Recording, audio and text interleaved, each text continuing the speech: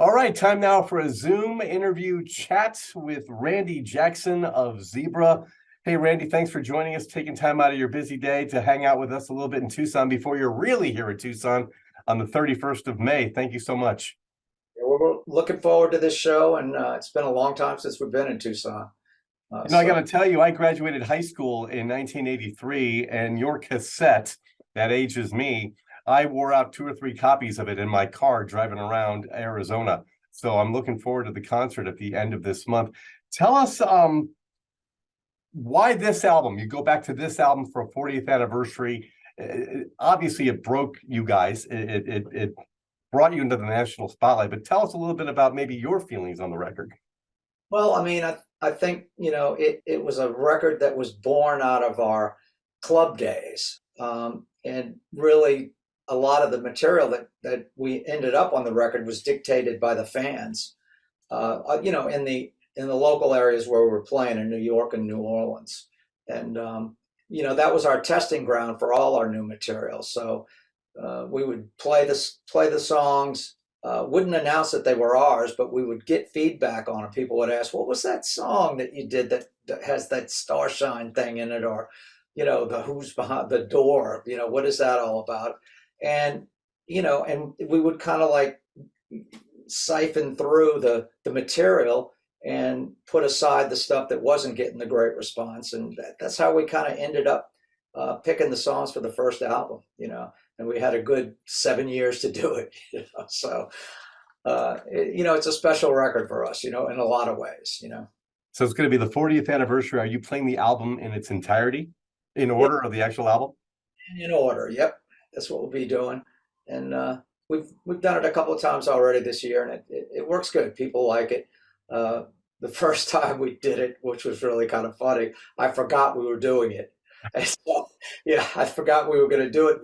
We start a lot of our sets with "Said Before," which is on the first album. So I said to we call the set songs out on stage usually. We don't have a set list. So I "Said Before." None of the two of them, Felix or Guy, they didn't say anything either. So we went into it, we played it. And I think halfway through the second song, maybe Felix realized that we were supposed to be doing the whole album in its entirety, and we've already blown it.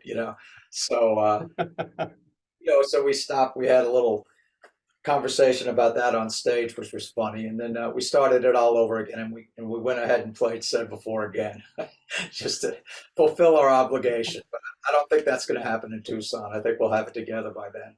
Well, you're also going to be playing a date the very next day up in Phoenix at the Van Buren. So you're going to have two dates in Arizona. And one thing I know about Zebra fans is Zebra fans tend to be very rabid. Yeah, and they're very loyal, and they we that's why this band's still together. I think that we've had followers that just have kept with us all these years, and no matter where they're from, there seems to be a common thread in them that they're pretty rabid fans. There's a lot of people that aren't into Zebra at all, and but as much as they don't like Zebra, our fans are just the opposite and completely enthralled by the whole thing. So it keeps us going. So why don't you, for anybody who may be watching this video who may not know much about the band other than besides Who's Behind the Door or some of the other singles that you've released over the years, tell us a little bit about the history of the group, how you guys got together, and the lineup that we're going to see on Thursday, May 31st is the original lineup, right? Yeah, we're the original three guys. The only time we've ever played with other people were when Guy was sick in 1997. But even during that year, Guy played a show. So, and people say, some people think we've broken up at times, even, and we never did.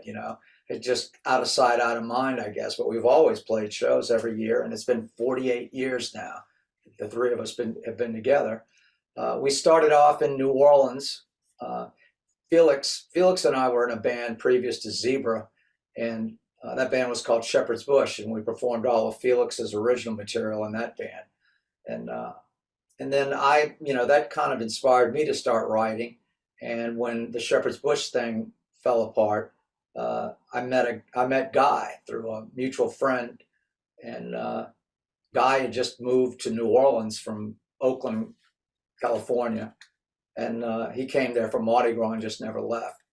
And he'd played with a couple of bands, I think, at that point in New Orleans. And then I met him, and we got together and played a little bit of progressive music. You know, he was into that. And Guy was really into kind of a jazz drummer when I met him. You know, but he liked rock, but it wasn't you know, what we would end up doing. It was more you know, a Mahavishnu or you know, Jethro Tull, or just, you know, Yes, kind of you know, what was you know, progressive at the time. Mhm. So we had a keyboard players that was playing with us, a friend of mine from school, and the three of us, you know, we played together a little bit, and we needed a bass player, so we got Felix.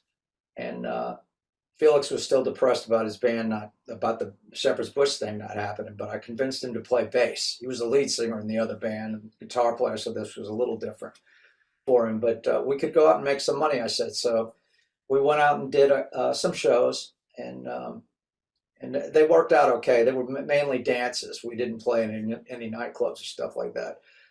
But the keyboard player, when we started playing the dancers, we had to start learning dance stuff, you know, and Yes isn't really something to dance to, at least not 1974.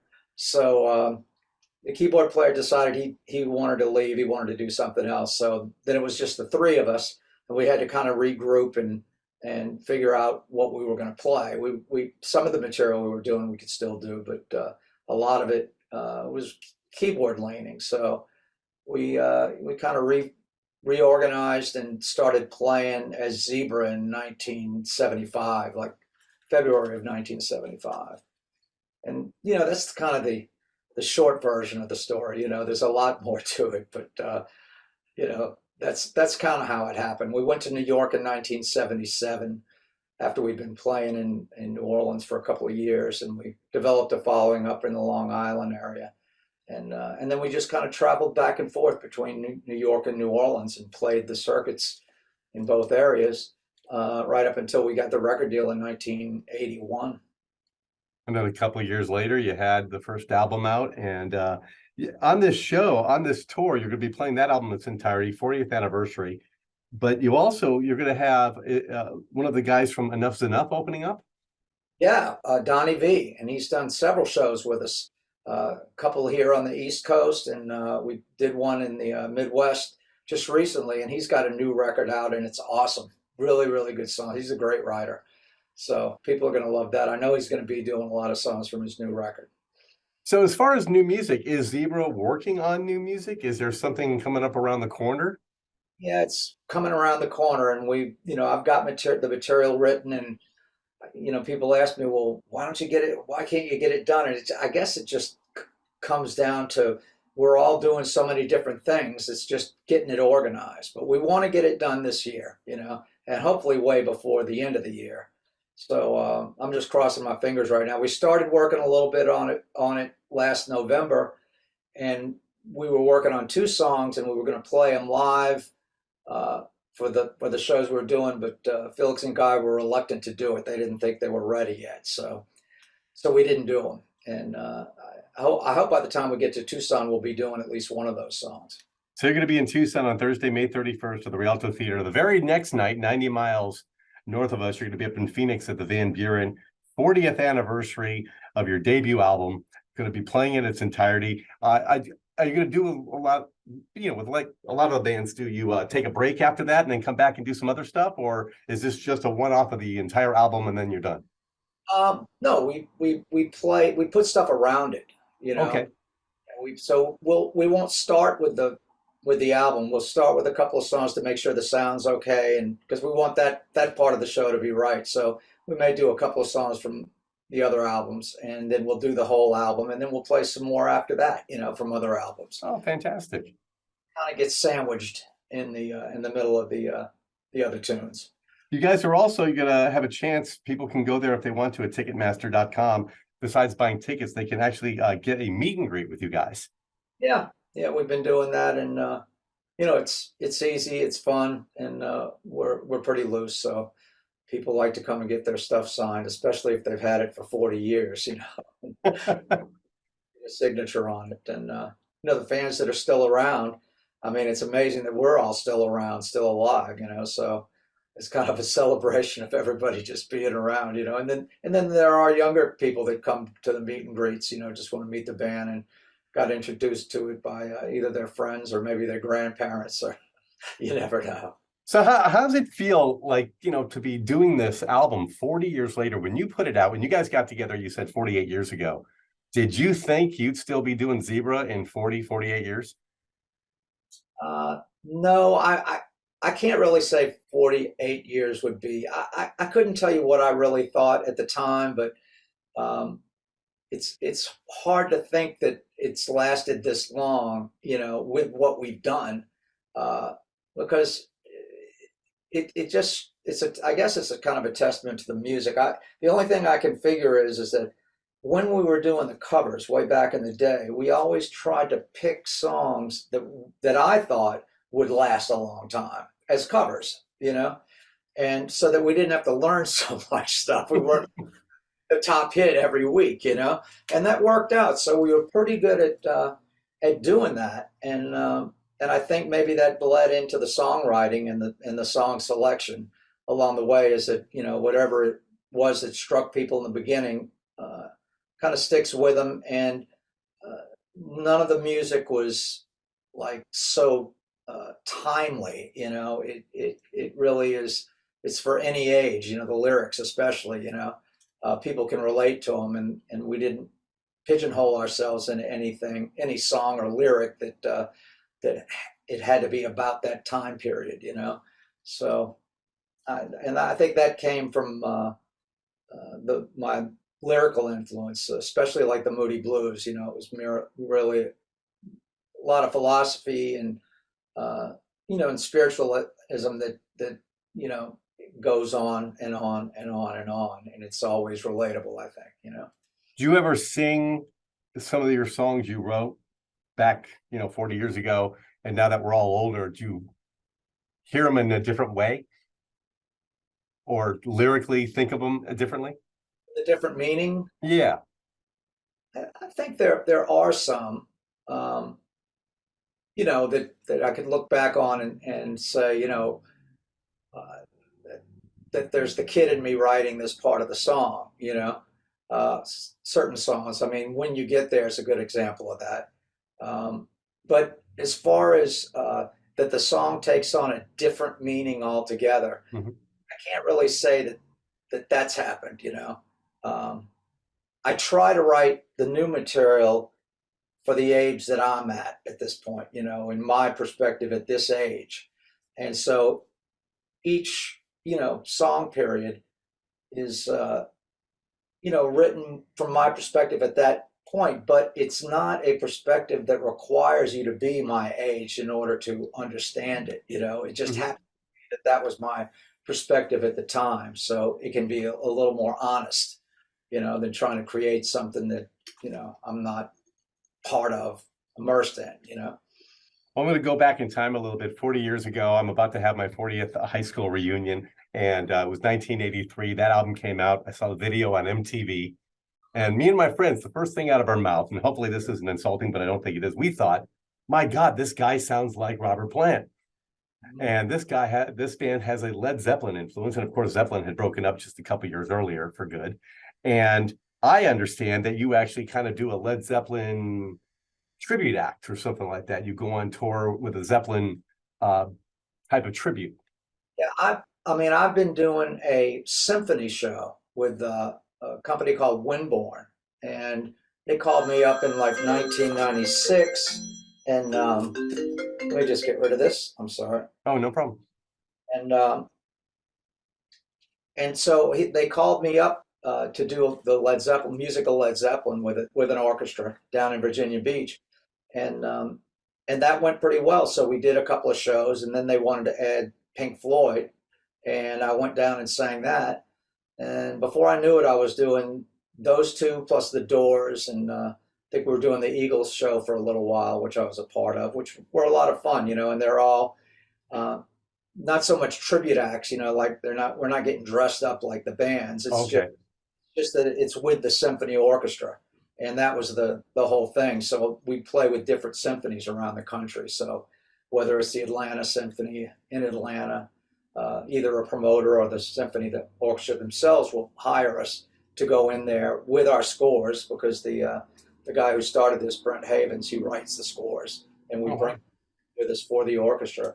And he's made it so that it's pretty simple. You know, you don't have to do a lot of rehearsal. We do a rehearsal usually the day of the show, and then we do the show that night. You know, and these guys are pros, so it usually it comes out pretty good. Well, 99% of the time. You know. Well, it's amazing looking at the viewpoint now, 40 years later after that debut album, and talking to you now for a few moments, sitting here listening you talk about the Moody Blues and Pink Floyd and the different prog rock acts that you mentioned, even the Doors and stuff.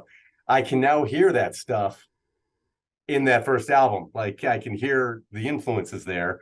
But, as a 18-year-old back in 1983, I was hearing Led Zeppelin. Right. And now I can hear this stuff 40 years later. So yeah, I guess the benefit of age is I get older and actually meeting you too.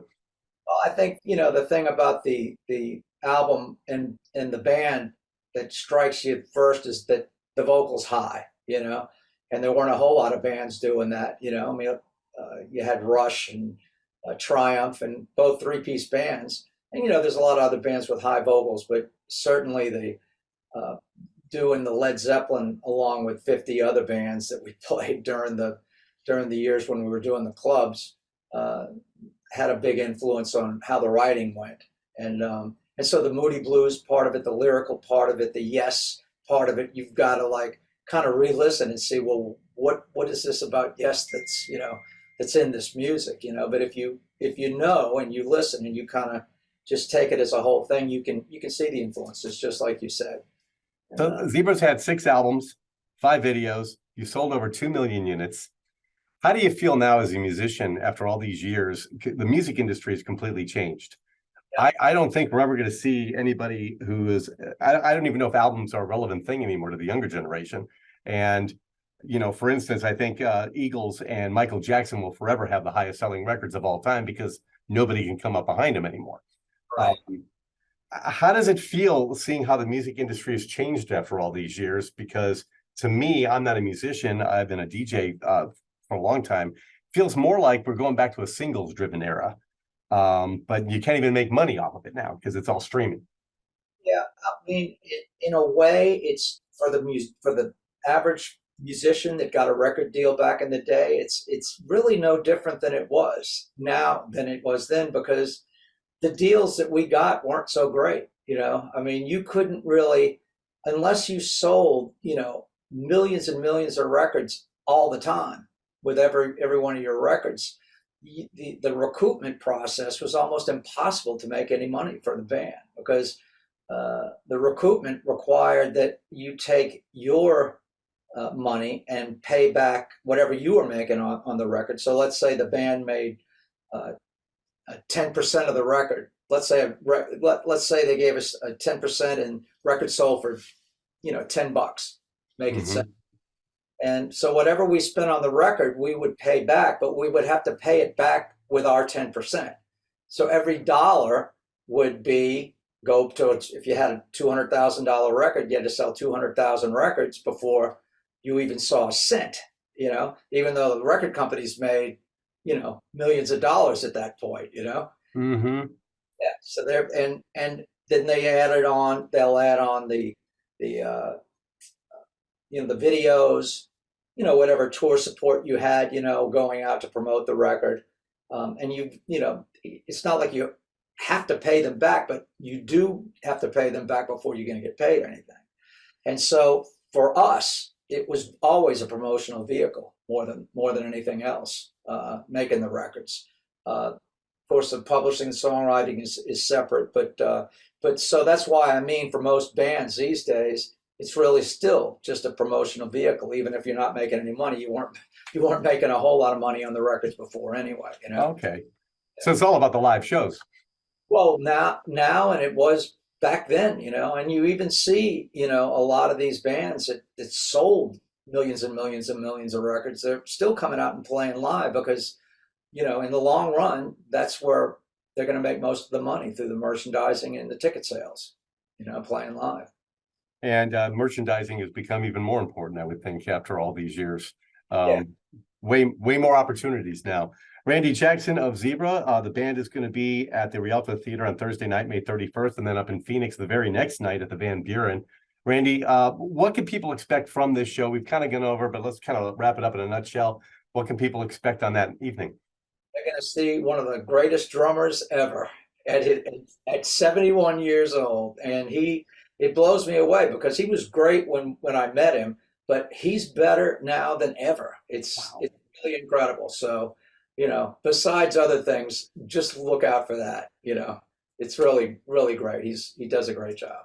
If people want to check out Zebra, where can they go on the internet? Our website is thedoor.com, or you can go to randyjackson.com, or you can go to zebraband.com. Any one of those three point to the same place. You end up at thedoor.com no matter what. And they can also go to Facebook. We're all over Facebook. If you just type in Randy Jackson Zebra, those three words, my sites will come up. The Zebra site will come up. Guy's site will probably come up, in the search on Facebook. Felix is on Twitter more than anything else. He has a little presence, but his main thing is Twitter, so you can find him on there. And we're on Instagram and all the other ones too. You just gotta the key is to make sure that you distinguish the Zebra with one of our names and one of our names with the Zebra, because Randy Jackson might take you to Michael Jackson's page, or it might take you to American Idol, or a baseball player. So type in the name and the band, and it helps to do the search. Well, thank you so much, Randy. I appreciate you taking time. I'm looking forward to seeing you literally the day after my birthday. I'll see you guys here in Tucson. Birthday. So it'll be a good time. I'm going to celebrate at the Zebra concert. All right, we're going to help celebrate with you. Well, I appreciate it. Well, Randy, thank you so much. We're looking forward to seeing you at the Rialto Theater here in Tucson on May 31st. And then you're going to be in Phoenix the very next night on Friday, June 1st at the Van Buren. And you can get the tickets at thedoor.com or ticketmaster.com. Plus, you're also going to be offering a superfan meet and greet experience, limited tickets available for that. And that's available at your website at thedoor.com. Yeah. All that stuff's at thedoor.com. And, we're updating it right now. So it's under construction. It might be a new look as you go along, but it's always up, it won't be down. So. I appreciate it. And I'm looking forward to seeing you guys. Thanks a lot. And we'll see you there. All right. So go check it out. And plus, we have also all the information on our website here at klpx.com as well. KLPX. Keep listening. Thank you so much, Randy. I appreciate it.